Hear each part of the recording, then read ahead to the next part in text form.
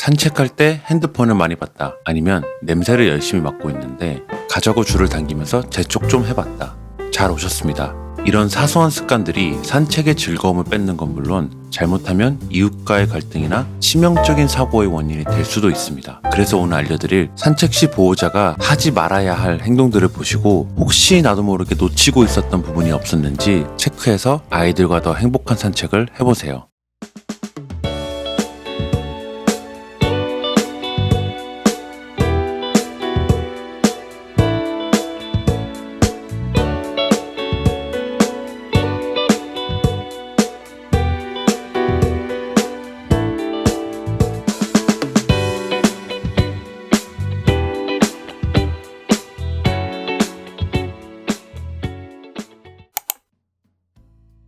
아마 산책을 하면서 핸드폰을 보시는 분들 정말 많으실 거예요. 사실 저도 그랬습니다.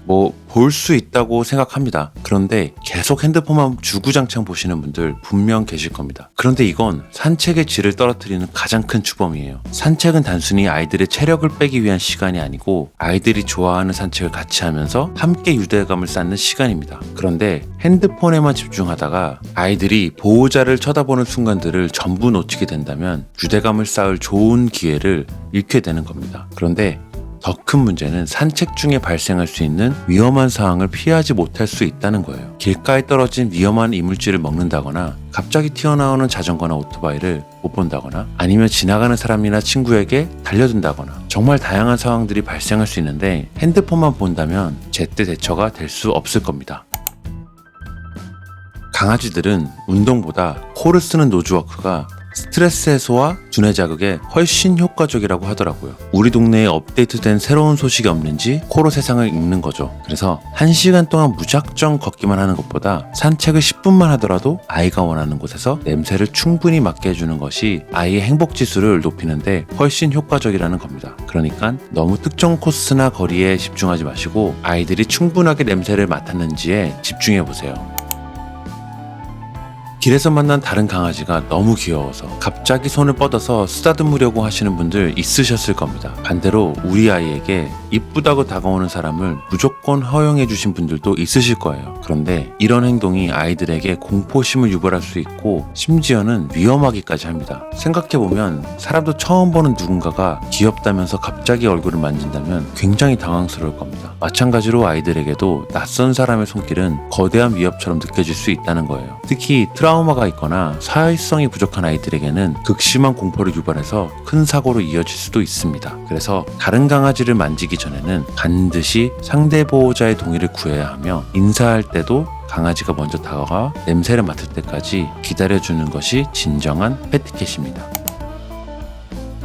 사실 사람도 사람이지만 아이들의 접근도 항상 조심해야 합니다. 산책을 하다 보면 아무런 사전 준비도 없이 갑자기 다가와서 인사를 시키는 분들 간혹 있으실 겁니다. 물론 반대인 경우도 있겠죠. 우리 아이 또는 상대 아이는 친구를 좋아할 수도 있습니다. 그런데 다른 아이는 친구를 무서워한다면 어떻게 될까요? 자칫 잘못하면 갑작스러운 접근에 놀란 아이가 방어적인 공격성을 보일 수도 있습니다. 그 때문에 싸움이 발생한다면 정말 위험할 수도 있겠죠. 산책길에서 다른 아이를 만났을 때는 2m 이상의 안전거리를 유지해 주시고 인사를 하고 싶다면 상대 보호자에게 미리 소통을 하고 천천히 다가가는 습관을 지켜주세요. 모든 아이들이 인사를 즐거워하는 게 아니라는 점을 꼭 기억해 주셔야 합니다. 저희도 처음에는 친구를 사귀고 싶은 욕심에 인사를 시켰었는데 고유가 그렇게까지 좋아하지는 않는 것 같더라고요. 그래서 지금은 사실 가급적이면 인사를 시키지 않습니다. 그랬더니 오히려 친구들에 대한 과격한 반응이 점점 줄어드는 게 보이더라고요.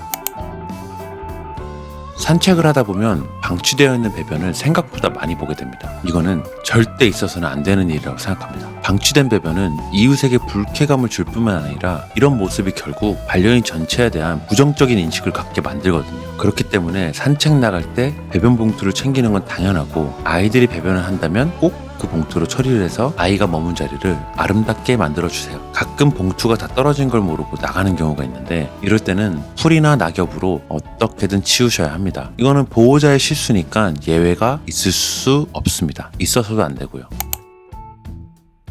마지막으로 가장 중요한 것인데 바로 목줄 미착용입니다. 흔히 말하는 오프릿이죠. 이런 말을 하시는 분들이 많더라고요. 우리 아이는 제 주변에만 있어요. 사람 없는 곳이라 잠깐 풀었어요. 웬만하면 그 말이 맞긴 할 겁니다. 그런데 결국 후회는 한순간이에요. 아이들도 본능에 따라 움직이는 동물이기 때문에 갑자기 들리는 큰 소리에 아니면 건너편에 보이는 다른 동물이나 새를 향해 순식간에 도로로 달려나갈 수 있습니다. 정말 사고는 한순간에 발생하는 거예요. 뿐만 아니라 줄이 없는 아이가 친구를 너무 좋아하는지 달려드는 경우를 다들 한 번쯤은 경험해 보셨을 겁니다. 저희도 그런 경험이 은근히 있는데요. 그런데 문제는 만약 상대 친구가 인사하는 걸 싫어하거나 예민해 한다면 잘못하면 싸움으로까지 더 나아가 사고로까지 이어질 수 있다는 겁니다. 목줄은 아이를 구속하는 도구가 아니라 세상의 위험으로부터 아이를 지켜줄 수 있는 유일한 생명선입니다. 전용 공간이 아니라면 줄을 절대 손에서 놓지 마세요. 거기다 오프리쉬는 엄연한 불법입니다. 혹시 오늘 내용 중에서 들으면서 뜨끔했던 부분이 있었나요? 사실 저희도 완벽하진 않습니다. 고유와 함께 산책하면서 시행착오도 겪고 하나씩 배워가는 중이죠. 거창한 게 아니더라도 이런 사소한 습관들이 모여 아이에게는 무엇보다 소중하고 편안한 산책의 시간이 되게 된다는 겁니다. 오늘부터 딱 하나만 바꿔보는 건 어떨까요? 긴 영상 시청해주셔서 감사드리고 오늘도 고유한 하루 되세요. 터치되고 난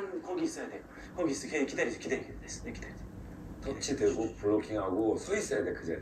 물러나면 블로킹으로 생각 안 하는 거라는 거죠. 야, 골이 완전히 내려갔네. 오, 오른발이 덜덜 떨리는 것 같은데.